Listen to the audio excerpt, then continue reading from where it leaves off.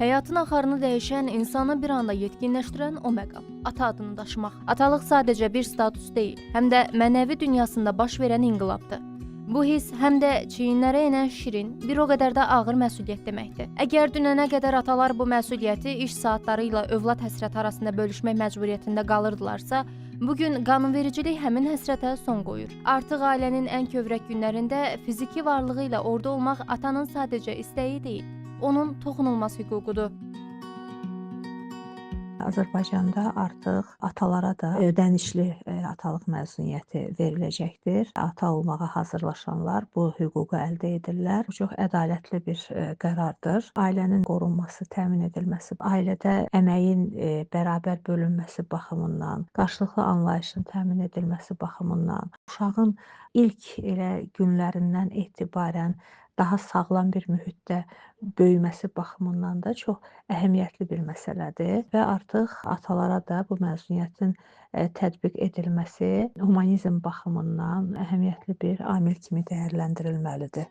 Qanunvericilikdəki bu yenilik iş mühitindən asılı olmayaraq hər kəsə şamil edilir.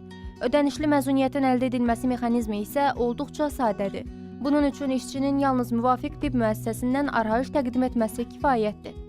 Azərbaycan Respublikasının Əmək Məcəlləsində sonuncu edilmiş dəyişikliklərə əsasən Əmək Məcəlləsinin 125-ci maddəsinin 4-cü hissəsində uşağın anadan olması ilə əlaqədar kişilərə müvafiq tibb müəssisəsinin arayışı əsasında 14 təqvim günü müddətində ödənişli atalıq məzuniyyəti verilir.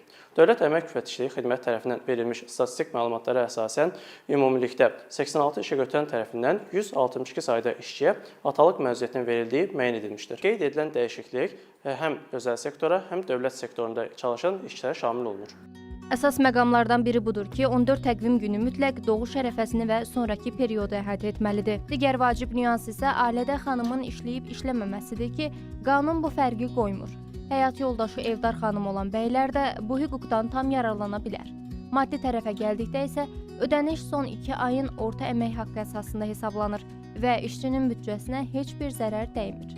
Məsələnin hüquqi tərəfi qədər mənəvi tərəfi də dərindir. Mütəxəssislər hesab edir ki, atanın övladının ilk günlərində evdə olması həm uşağın inkişafına, həm də ananın psixoloji vəziyyətinə birbaşa təsir edir.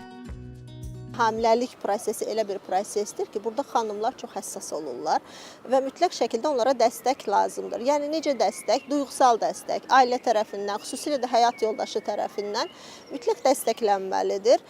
Nəinki doğuş sonrası depressiyalar, hətta hamiləlik dövründə belə qadınlarda bəzi depressiv hallar görünə bilir. Əlbəttə ki, burada mütləq şəkildə ata öz dəstəyini mütləq şəkildə göstərməlidir. Yəni bu ona yardım etmək formasında da ola bilər. Körpənin dünyanı tanımağa başladığı ilk mərhələdə ata fiquru gələcək xarakterin formalaşmasında əsas sütun rolunu oynayır.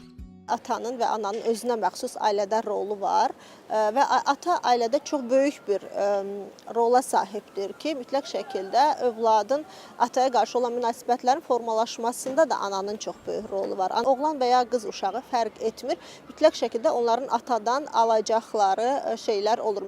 14 günlük müddət ilk baxışda qısa görünsə də, bu ölkədə ailə modelinin müasirləşməsi və uşaq tərbiyəsi yalnız ananın vəzifəsidir stereotipinin qırılması üçün hüquqi bir təməldir. Lakin statistika göstərir ki, hələ də bir çox işə götürən bu addımı iş prosesinin axsaması kimi görür. Bəzi atalar isə bu müddəti məsuliyyəti bölüşmək deyil, sadəcə işdən uzaqlaşmaq fürsəti kimi dəyərləndirir. Halbuki dünya təcrübəsi sübut edir ki, atanın uşaqla ilk bağları elə bu 2 həftədə qurulur.